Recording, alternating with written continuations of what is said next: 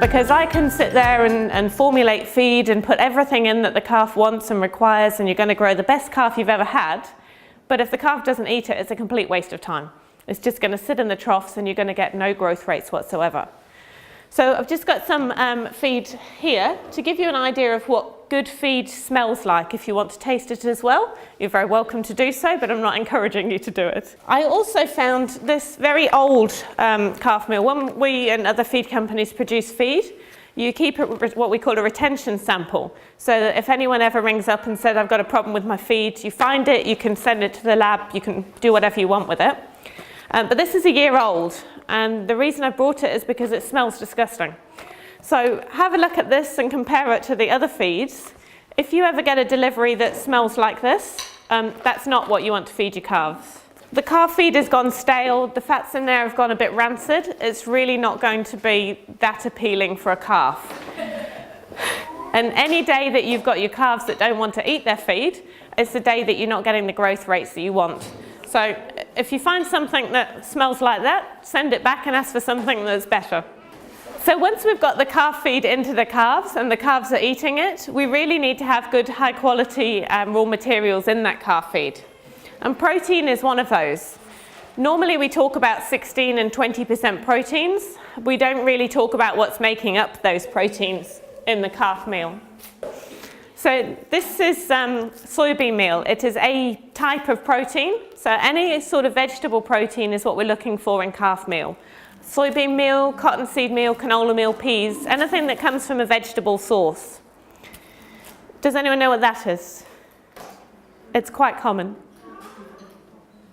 Yeah, PK. So palm kernel sometimes is referred to as a protein meal, but it's not. It's a very good fiber source, a very good source of dry matter, but it's not a protein meal.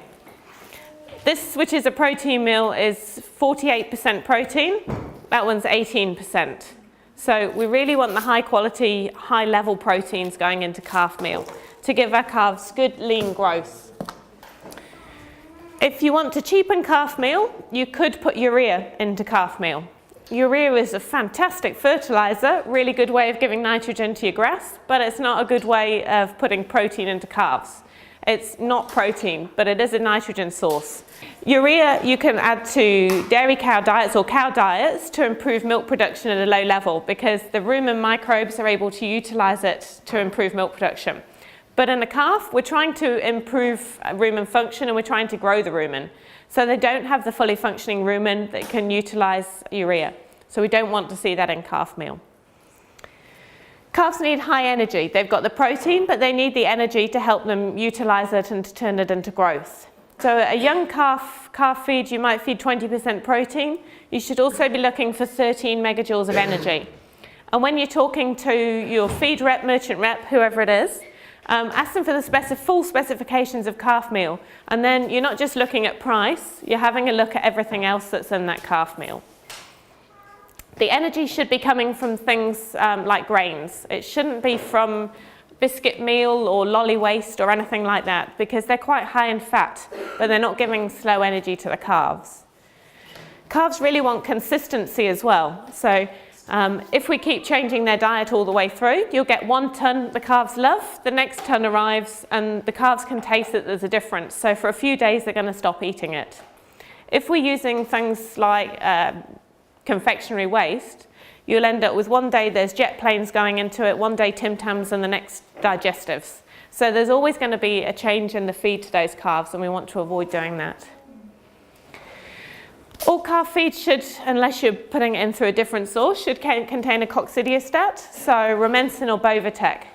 And at this point I usually add a little reminder, which most people in this room will know, but don't let your dogs, horses, alpacas, llamas, camels, anything along the lines of those eat calf meal, because they will die. So that should be kept away from any of those animals. Coccidiostats are great in the animals they're intended for, the ruminants, but they're not very good for anything else. They break down the muscles in those animals and kill them. So keep your animals away if it's not a calf. Coccidiostats are dosed with calves, and they're dosed on the amount that the calf should eat per body weight. So we know the sort of amount of meal a calf will eat going through the the lifetime of the young calf, up to 100 kilos. And that's the amount of coccidiostat that's put in the meal for those animals. It's important though to have sufficient trough space for every one of those animals to eat at the same time. In a pen, it's a little more easy because they've got plenty of time to get up and down and help themselves. But when they're out in the paddock, if you've only got one trough for a large number of animals, so for example, you've got a small trough like this, you're going to get 2, maybe 4 calves that are able to eat at once from there.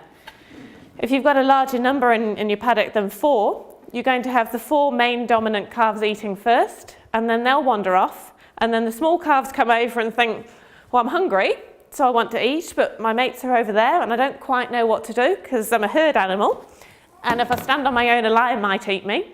So do I eat or do I go? So we really want to make sure we've got sufficient trough space for everybody to eat at the same time. It doesn't even have to be troughs. If you don't want, you can cut a 45-gallon drum in half and you've got 2 troughs. Or in nice dry weather, you can put it in like dinner plate sized portions along the paddock so that everyone can get some feed.